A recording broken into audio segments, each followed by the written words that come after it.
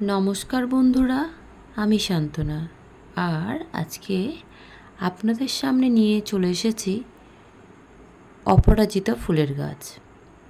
বর্তমানে স্কিন ভালো রাখতে, চুলের যত্ন করতে, আবার অনেকে ডায়াবেটিসকে নিয়ন্ত্রণে রাখার জন্যেও অপরাজিতা ফুলের চা খাওয়া শুরু করেছেন। হ্যাঁ বন্ধুরা, অপরাজিতা ফুল একটি খুব সুন্দর ফুল, যা 12 মাস হয়।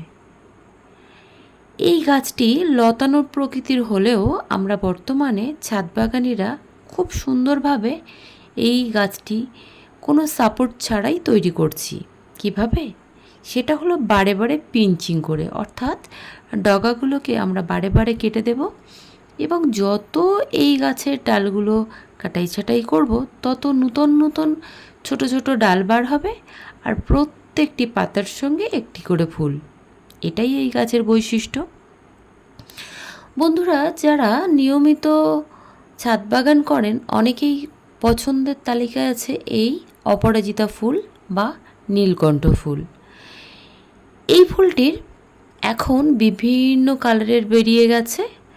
তো প্রথম থেকেই আমরা দেখি যে সাদা রঙের অপরাজিতা ফুল, এবং এই যে বর্তমান আমি যে কালারটি দেখাচ্ছি, এই দুটি কালারের ফুল সব থেকে পুরানো।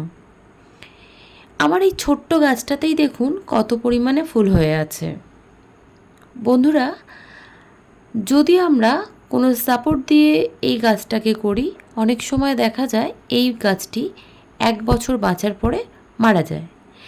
কিন্তু যদি আমরা এই গাছে কোনো রকম কোনো দানা না নিই এবং বারে বারে কাটাই ছাটাই করে গাছটাকে রাখি, তাহলে বছরের পর বছর এই অপরাজিতা ফুল কিন্তু বেঁচে থাকতে পারে। এখানে দেখুন, আমি এখানে ডাল কাটাই করছি বারে বারে, আর তার ফলে এই গাছটা একটা বুশি আকার নিচ্ছে।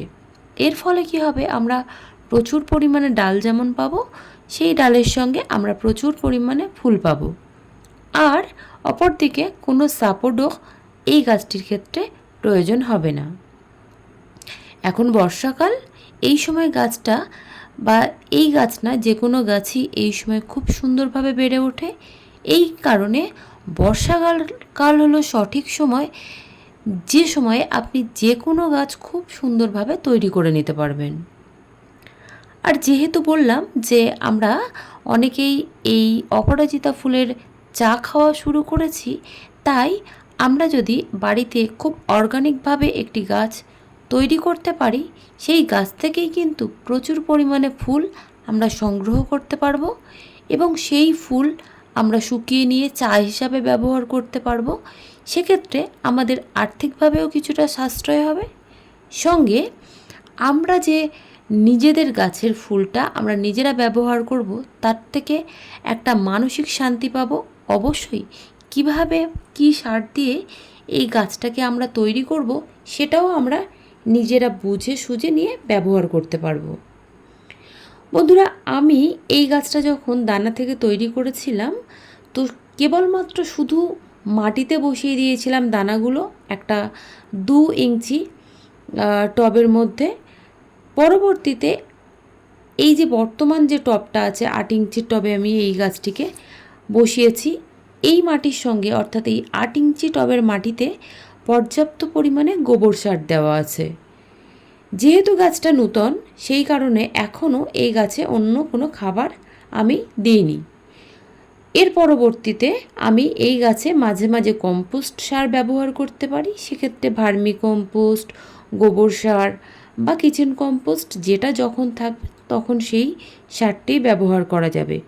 এছাড়া আমরা খুব ভালোভাবে কোনো মিক্সড খাবার ব্যবহার করতে পারি, অবশ্যই সেটা জৈব। এছাড়া আমরা অল্প করে ডিমের খোসার গুঁড়ো দিতে পারি, অল্প করে কলার খোসার গুঁড়ো ব্যবহার করা যেতে পারে এই গাছের ক্ষেত্রে।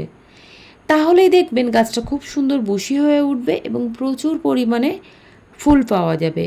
আর হ্যাঁ বন্ধুরা, গাছটা দীর্ঘদিন বাঁচিয়ে রাখার জন্য অবশ্যই এই গাছে দানা না নেওয়াই ভালো।